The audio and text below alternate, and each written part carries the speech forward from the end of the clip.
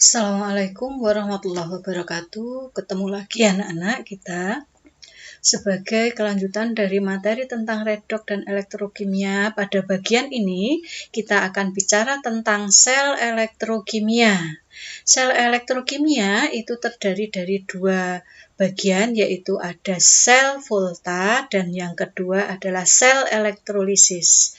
Kita awali dengan bagian yang pertama dulu, yaitu elektrokimia dengan reaksi redox yang berlangsung secara spontan, yang nanti akan masuk ke materi tentang sel volta. Apa yang dimaksud dengan reaksi spontan? Reaksi spontan itu adalah reaksi yang serta-merta diikuti dengan adanya tanda-tanda berupa mungkin muncul endapan, bisa jadi muncul gelembung gas, atau yang ketiga adanya perubahan warna, dan yang keempat adalah perubahan suhu. Oke. Sel elektrokimia yang pertama adalah sel volta atau sel Galvani.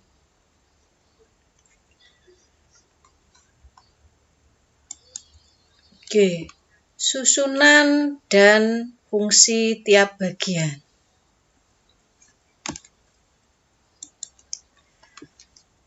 Kita lihat berdasarkan gambar yang ada di situ. Susunan sel volta itu terdiri dari dua buah elektroda, yaitu anoda dan katoda. Kebetulan yang dipakai di sini adalah anodanya Zn, seng, kemudian katodanya adalah Cu, tembaga. Di antara anoda dan katoda itu ada dua tabung atau dua zat di sini yang disebut sebagai elektrolit. Elektrolit ini dipisahkan dalam dua tempat yang berbeda, kemudian dihubungkan dengan zat yang disebut sebagai jembatan garam. Jembatan garam berupa agar-agar yang di dalamnya diisi dengan larutan garam. Kemudian antara katoda dan anoda kita hubungkan dengan saklar. Kemudian di sini voltmeter itu gunanya adalah untuk mengukur beda potensial yang terjadi dalam sel tersebut. Oke. Kita lihat. Nah, melihat dari gambar di sini, kita lihat bahwasanya aliran elektron itu terjadi dari anoda ke katoda. Oke. Apa artinya? Artinya adalah kita lihat pada anoda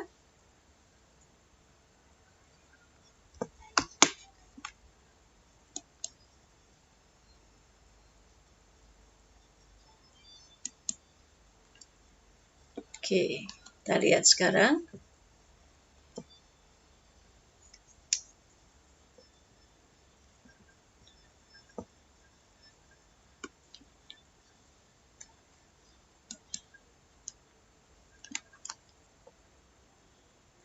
Pada anoda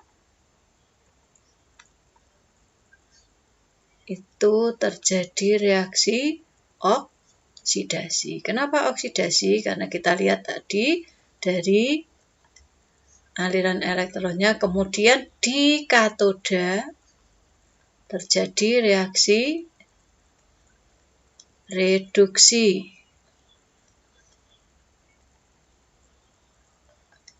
Nah, pada anoda di dalam sel volta itu merupakan kutub negatif. Sedangkan pada katoda itu merupakan kutub positif. Nah, saya kembali ke sel tadi, kita lihat. Apa yang terjadi di anoda? Yang terjadi di anoda, saya tulis di sini sekarang.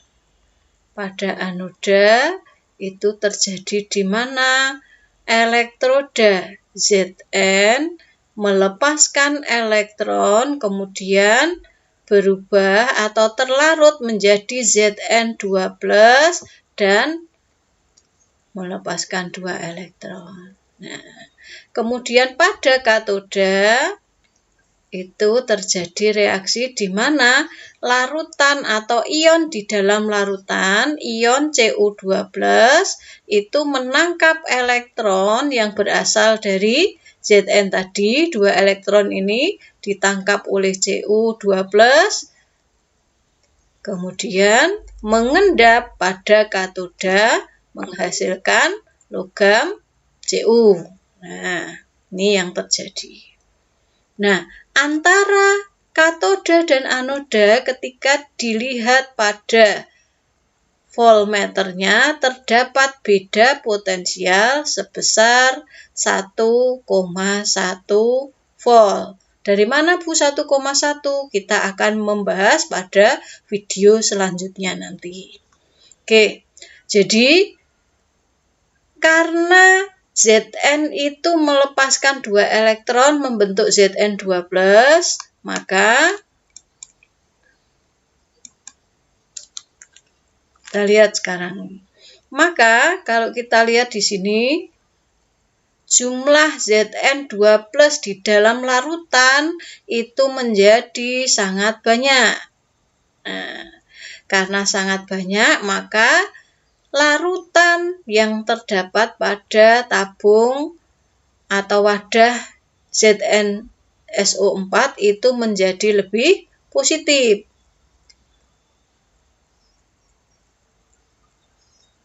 Sedangkan pada katoda Cu2+-nya menjadi berkurang banyak karena dia mengendap menjadi Cu. Akhirnya apa? Ini larutannya menjadi lebih negatif.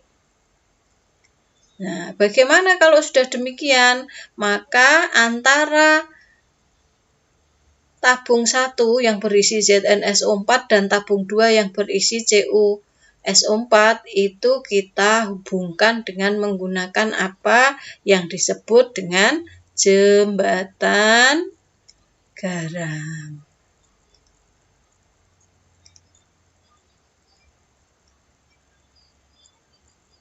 Nah, inilah rangkaian dari sel volta. Bagaimana Bu kalau misalkan rangkaiannya itu tidak antara Zn dengan Cu Bu?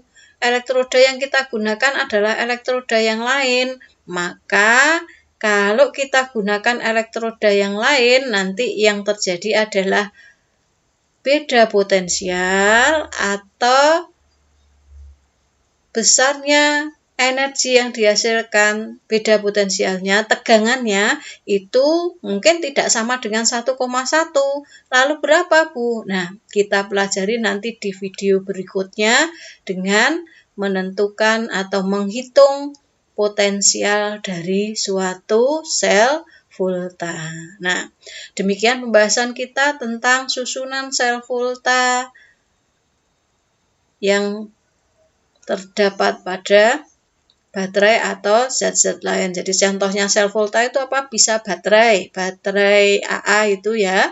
Atau kalau kamu belinya adalah baterai ABC, bisa juga baterai alkalin atau mungkin baterai HP dan lain-lain. Nah, demikian pembahasan kita untuk kali ini. Kita ketemu pada video yang lain. Saya akhiri. Assalamualaikum warahmatullahi wabarakatuh.